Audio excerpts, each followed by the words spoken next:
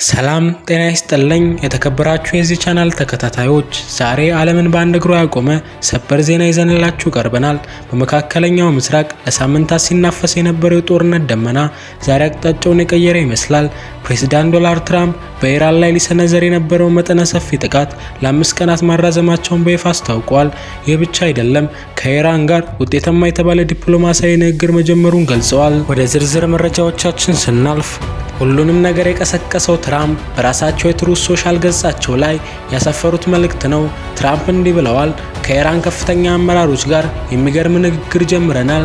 ለጊዜው የታሰበው ወታደራዊ እርምጃ ለ5 ቀናት አራዝሜዋለሁ። ዓለም ሰላም ያስፈልጋታል። ኢራንም ታላቅ ሀገር የመሆን እድል አላት። ይህ መልእክት ብዙዎችን አስገርሟል። ምክንያቱም ከጥቂት ሰዓታት በፊት የአሜሪካ የጦር አውሮፕላኖች ወደ ኢራን አቅጣጫቸውን ለማብረር ዝግጅታቸውን ጨርሰው ነበር። ትራምፕ ውጤታማ ያሉትን ንግግር የጀመሩት ምን መልኩ ነው?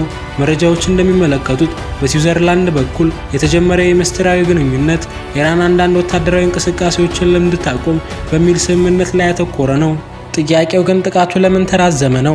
እዚህ ጋር 3 ዋና ዋና ምክንያቶችን ማየት እንችላለን። ትራምፕ ዘ አርት ኦፍ ዘ ዲል የሚል መርሃቸው ይታወቃሉ። ጠረጴዛውን በመምታት ጠላት እንዲደነግጥ ካደረጉ በኋላ የተሻለ ስምምነት ለማግኘት እድል ይሰጣሉ።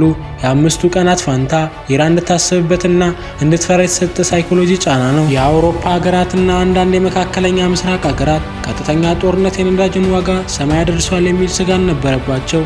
ምናልባት ኢራን በውስጥ መስመር ያቀረበችው አዲስ ድርድርና ሀሳብ ትራምፕን ሳቢ ሳያደርጋቸው አይቀርም። እነዚህ 5 ቀናት ለኢራን የመጨረሻ ማስጠንቀቂያ ናቸው ወይንስ አዲስ ታሪካዊ ስምምነት መነሻ? በዚህ የምናየው ይሆናል።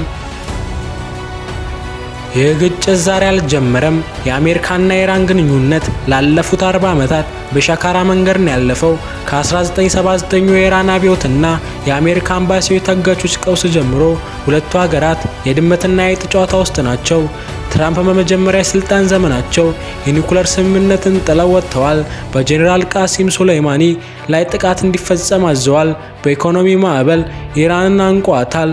አሁን ደግሞ በሁለተኛ ዙር ስልጣናቸው ከጦርነትና ከድርድር የትኛውን ይመርጣሉ የሚለው የዓለም ጥያቄ ሆኗል። የትራምፕ ውሳኔ በየቦታው የተለያየ ምላሽ እያስከተለ ነው። ወታደራዊ አምራቾች ሁኔታውን በንቃት እየተከታተልን ነው። ትዕዛዝ ከመጣ ለመፈጸም ዝግጁ ነን ቢሉም የ5 ቀናት ፋታው ግን ወታደሮችን እረፍት እንዲያገኙና ዝግጅታቸውን እንዲያስተካክሉ እድል ሰጥቷል። የኢራን ባለስልጣናት በይፋ መግለጫቸው ዛቻ እንቀበልም ቢሉም በውስጥ ግን የኢኮኖሚ ጫናው ስላዳከማቸው ለድርድር ፍላጎት እንዳላቸው ዲፕሎማሲዎች ይጠቁማሉ። እንደ ቻይና፣ ሩሲያ ያሉ ሀገራት እርምጃችን ወደ ሰላም የሚያመራ ከሆነ እንደግፋለን ሲሉ፣ እስራኤል ግን በጥርጣሬ እያየች ነው።